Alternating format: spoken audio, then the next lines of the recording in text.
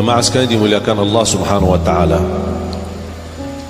Saya selalu dalam kesempatan ini saya hanya mengingatkan satu amalan. Mudah, sederhana, tapi pahalanya sangat luar biasa.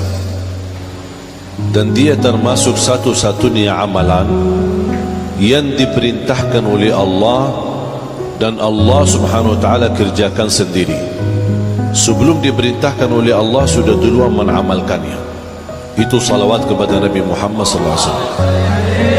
Inna Allah wa malaikatahu yusalluna 'alan nabi ya ayyuhalladzina amanu sallu 'alaihi wa sallimu taslima. Kalau saya ketika membaca ayat ini, cara saya menhayati ayat ini, Inna Allah wa malaikatahu yusalluna 'alan nabi, ini kan berita. Saya menhayati berita ini berita gembira untuk siapa? Untuk Nabi Muhammad. Makanya ketika saya menhayati dan berhenti membaca, ketika membaca sampai wa malaikatahu yusalluna 'alan nabi, betapa luar biasa anugerah yang diberikan oleh Allah kepada Nabi Muhammad SAW. Allah bersalawat, malaikat pun diperintahkan untuk terus menerus bersalawat. Dan ini ketika saya membaca kalimat ini, saya ucapkan Alhamdulillah. Kenapa saya ucapkan Alhamdulillah? Karena ini anugerah, hadiah, nikmat dari Allah Subhanahu wa taala untuk Nabi Muhammad SAW. Terpuji di langit dan terpuji di bumi. Ketika saya lanjut, ya ayyuhalladzina amanu, saya ingat perkataan Abdullah bin Mas'ud, "Idza sami'ta ya ayyuhalladzina amanu fa'ar'iha sam'ak, fa innaha imma amrun tu'maru bih wa imma nahyun tunha an." Ketika mendengar firman Allah, ya ayyuhalladzina amanu, dengarlah baik-baik, kata Abdullah bin Mas'ud, karena ini panggilan untukmu. Hei orang beriman, kita yang maksud. Ketika kita baca, kita merasakan Allah memanggil kita, bukan orang lain. Allah panggil saya, ada apa ya Allah? Apa perintahmu ya Allah? Saya siap menjadi taat, saya siap sami'na wa ata'na. Ketika kita merasakan ini berita dari Allah Subhanahu wa taala, ya ayyuhalladzina amanu sallu alaihi wa sallimu taslima, betapa kita luar biasa segera kita mematuhi dan taati perintah Allah Subhanahu wa taala, bersalawat kepada Nabi Muhammad sallallahu alaihi wasallam. Makanya jemaah sekalian, kalau saya membahas keutamaan salawat itu, saya yakin Habib Hasan sudah menyampaikan di berkali-kali majlis. Tapi saya memperhatikan satu hal. Selain qada'ul hajat, menyembuhkan penyakit, melunasi hutang kita, mengangkat bala, menjaminkan syafaat, meningkatkan darajat kita, menjadi posisinya dekat sama Rasulullah, banyak keutamaan. Salah satu yang memberikan perhatian, hadis yang diriwayatkan Imam Muslim, man shalla alaihi wahidah sallallahu alaihi biha ashra. Barang siapa yang salawat kepadaku satu kali, dapat 10 kali rahmat. Salah satu yang kita butuh saat ini adalah rahmat Allah. Karena yang bisa mengangkat bala ini, tantangan yang kita hadapi, kehancuran ekonomi, persoalan banyak politik negeri kita, persoalan banyak urusan-urusan yang kita tidak mampu sebagai manusia mengatasinya. Jangankan negeri kita Indonesia, semua dunia menghadapi tantangan yang sangat luar biasa dari segi ekonomi, politiknya, dan berbagai macam ujian. Salah satu yang menjaminkan terangkat bala ini adalah rahmat Allah. Dan salawat kepada Nabi menjaminkan kedatangan rahmat Allah. Satu kali salawat dapat 10 kali rahmat. Kira-kira gimana kalau 100 kali? Cuba bayangkan kalau kita 1 juta umat, semuanya bersalawat minimal 100 kali, kita mendapatkan 1000 rahmat dari doa satu orang, salawat satu orang, 1000 rahmat. Kalau 1 juta umat semuanya bersalawat 100 kali, berapa undang rahmat Allah Subhanahu wa taala. Saya pernah menerima pesan dari seorang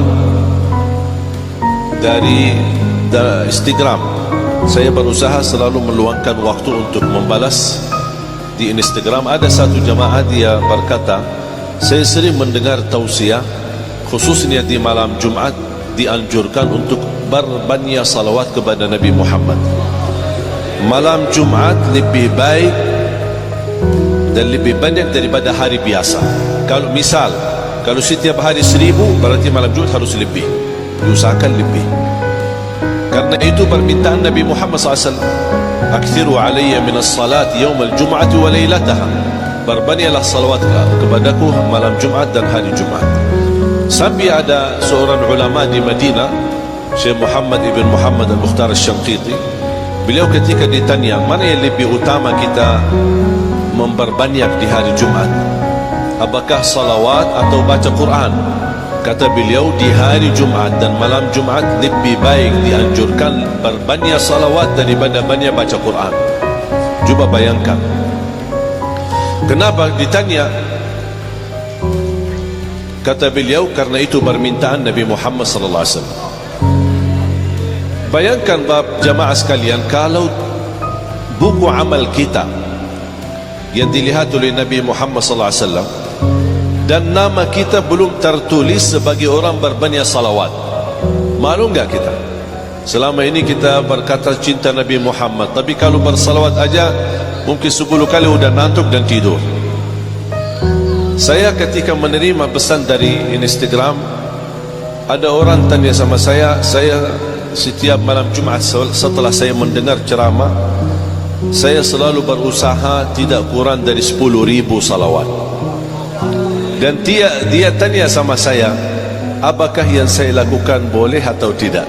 Jujur saja saya nangis, karena saya tidak bisa sebanyak itu, tidak dapat sebanyak itu. Makanya saya nangis dan pun sekali kaget ketika mendengar ada orang masih bisa dan masih ada tekad yang tinggi mau membaca salawat sampai 10.000 kali dalam satu malam Jumat saja. Makanya jemaah sekalian, kita harus memperbaiki hubungan kita sama Rasulullah SAW melalui salawat. Aqrabukum minni majlisan yawmal qiyamah aktharukum alayya salatan. Yang paling dekat kepadaku hari kiamat orang yang banyak salawat kepadaku. Dan ini kesempatan, dan salawat ini tidak harus menghadap kiblat, tidak harus dalam keadaan wudu, dimanapun kita berada, kita jalan, naik motor, sepeda, jalan kaki, banyak kesempatan kita bersalawat. Apa lagi bagi Sayyiduna boleh, tidak bagi Sayyiduna boleh, jangan diributkan.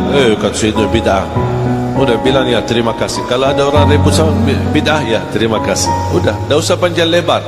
Dan kita baca apa yang kita bisa.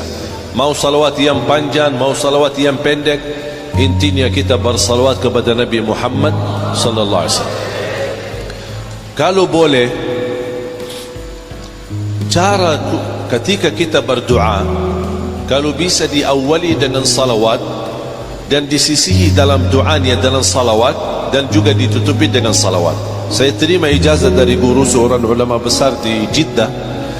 Beliau menyampaikan salawat itu disertakan dalam doamu, terjamin doa kita makbul. Contoh, ketika mulai bersalawat atau mulai berdoa Bismillahirrahmanirrahim, dan kita berkata dalam puji-puji Allah Subhanahu wa taala, ucapan alhamdulillahi rabbil alamin, kemudian Allahumma salli ala Muhammad wa ala ali Muhammad, silahkan doa. Misal Allahumma gfirli, atau ya Allah, Allahumma hdini, Allahumma afini, atau dalam bahasa Indonesia, ya Allah mohon ampunilah aku. Terus salawat lagi, Allahumma salli ala Muhammad wa ala ali Muhammad, ya Allah anugerahkan kepada orang tuaku sehat wal afiat, Allahumma salli ala Muhammad wa ala ali Muhammad, ya Allah berikan kepada aku kemampuan menjadi orang yang pandai membaca Al-Quran, Allahumma salli ala Muhammad wa ala ali Muhammad. Artinya setiap langkah doa kita selalu membawa salawat kepada Nabi Muhammad SAW. Subhanallah, luar biasa manfaatnya dan dahsyatnya. Terkabul, terjamin doa kita makbul. Kalau diawali dengan salawat dan ditutupi dengan salawat, sudah terjamin mendapatkan terkabul. Apalagi kalau setiap langkah doa kita bersalawat kepada Nabi Muhammad SAW. Yang terakhir, sebenarnya tugas kita bersalawat hanya kita mampu mendoakan Nabi Muhammad. Tapi hakikatnya jamaah sekalian, hakikatnya sebenarnya kita tidak diizinkan secara langsung bersalawat kepada Nabi Muhammad. Kita tidak ada yang bisa sebenarnya salawat secara langsung. Yang selama ini kita gunakan adalah Allahumma salli, Ya Rabbi salli, atau apa dalam istilah-istilah kita berdoa. Karena arti dari salat, as-salatu ala nabi, ad-doa. Karena kalimat salat adalah doa. Jadi kita tidak diizinkan secara langsung bersalawat kepada Nabi Muhammad SAW. Saya kasih contoh. Kalau mau bertasbih, apa ucapannya? Tasbih apa? Subhanallah. Kau bingung sih? Tahmid, Alhamdulillah. Tahlil, La ilaha illallah. Takbir, Allahu Akbar. Jadi tidak perlu minta izin sama Allah kalau berzikir. Jadi tidak perlu Allahumma subhanallah, Allahumma alhamdulillah, Allahumma la ilaha illallah, Allahumma Allahu Akbar, Allahumma la hawla wa la quwata illa billah. Berzikir langsung. Tapi ketika kita bersalawat, kita tidak bisa. Kita harus menggantungkan diri kepada Allah. Ya Allah, salawatlah kepada. Jadi yang sebenarnya, yang hakikatnya salawat itu siapa? Allah subhanahu wa ta'ala. Kenapa kita tidak diizinkan secara langsung bersalawat Nabi Muhammad SAW? Karena mohon maaf, tidak ada makhluk yang tahu kemuliaan Nabi Muhammad, hanya Allah saja. Kita mohon maaf yang selama ini bahkan saya kaget ketika mendengar jangan berlebih-lebihan Nabi Muhammad. Saya bilang kalau ada sesuatu yang memiliki batas, kalau kita berlebih-lebihan itu baru dilarang. Jangan berlebih-lebihan. Kalau ada batas, jangan melampaui batas. Tapi kita belum kenal batas Nabi Muhammad sejauh mana. Kita belum tahu. Kok bisa kamu bilang jangan berlebih-lebihan? Iman sudah kamu tahu batas Nabi Muhammad. Cukup Nabi Muhammad SAW menjadi orang yang termulia di sisi Allah. Dan banyak cerita, dan saya yakin antum sudah tahu dan belajar betapa mulianya Nabi Muhammad SAW. Dan semua kemuliaan yang didapatkan oleh Nabi Muhammad, dia titipkan dan dia gunakan bukan untuk dirinya dan bukan untuk pula keluarganya dan istrinya, tapi dia menggunakan untuk umatnya. Sampai doa likulli nabiyyin da'wah. Setiap nabi memiliki doa yang diijabah oleh Allah SWT. Dan semua nabi setelah menggunakan doanya di masa hidupnya. Tapi kata Rasulullah SAW, dan aku menitipkan dan menahan doa ini di hari kiamat untuk umatku. Betapa Rasulullah SAW selalu memfikirkan kita, doaku untuk umatku.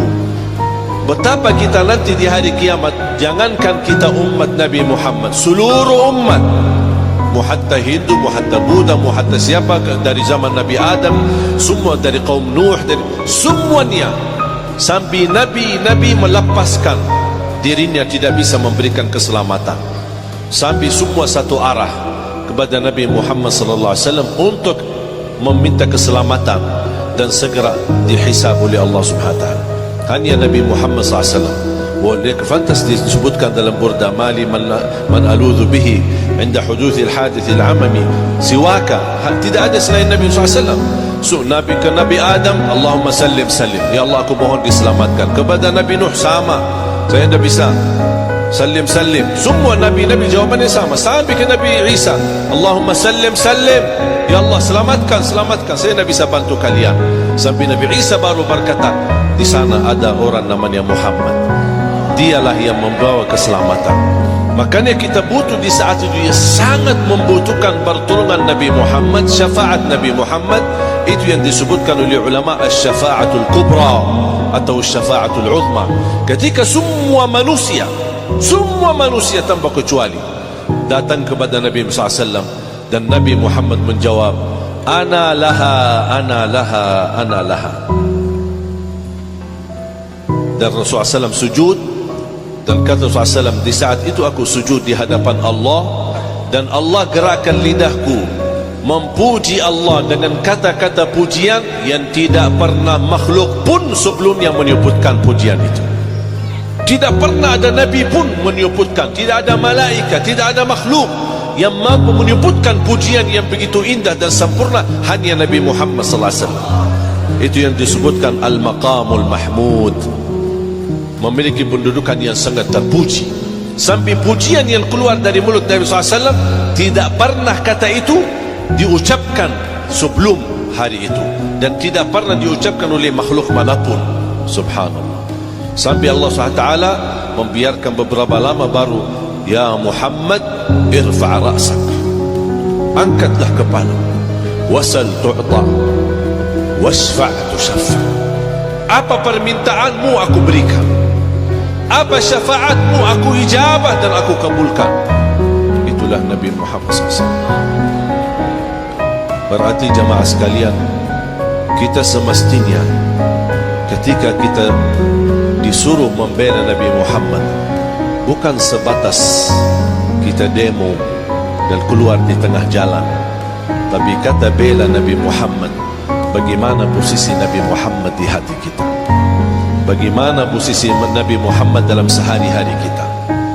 Jadi Nabi Muhammad di hati kita. Nabi Muhammad dikatakan sudah wafat 1400, tapi bagi saya Nabi Muhammad ada di hati. Setiap waktu dan setiap saat, setiap saya berlangkah berbuat amal salih, saya ingin meniru Nabi Muhammad, berpakaian seperti Nabi Muhammad, masukin tangan yang kanan sebelum yang kiri, saya ingin meniru Nabi Muhammad.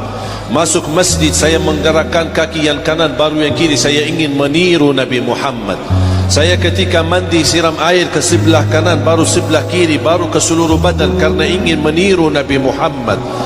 Itulah yang kita perlu hidupkan. Itulah makna daripada membela Nabi Muhammad, menjaga nama baik Nabi Muhammad. Kita umatnya, kita umatnya. Apakah kita mau kira-kira nanti digeserkan dan tidak diizinkan bertemu Nabi Muhammad? Kira-kira mau? Habis hisab, Nabi Muhammad akan menunggu kita di depan pintu surga, dan semua umatnya akan berjalan di atas sirat sambil bertemu Nabi Muhammad SAW. Kenapa Nabi Muhammad SAW menunggu? Karena Nabi Muhammad ingin menyambut kita, Nabi Muhammad ingin membawa kita. Nabi Muhammad tidak masuk dan tinggalkan kita. Nabi Muhammad tunggu dan kita bersama-sama masuk surga sama Nabi Muhammad SAW. Dan sebelum kita dibawa masuk ke surga, Allah SWT disuruh minum. Dari tangan siapa? Dari tangan Nabi Muhammad SAW. Siapa? Dari Ma'ul Kauthar, Haudul Kauthar. Barang siapa yang sekali minum dari tangan Nabi Muhammad SAW, tidak akan haus selama-lamanya. Berapa kali sih minum aqua? Haus. Berapa kali minum air? Haus. Mau minum jus, mau minum teh, mau apa, mau bagi gula, mau tawar, mau apa, semua bakal haus. Hanya tangan Nabi Muhammad SAW. Satu kali minum, selama-lamanya tidak haus. Bukan satu hari, 2 hari, selama-lamanya. Kita tidak tahu berapa, tidak ada habisnya. Di akhirat tidak ada habisnya, tidak ada 1000 tahun, 2000 tahun, tidak ada. Selama-lamanya tidak perlu haus dan tidak perlu minum lagi, karena tidak ada haus.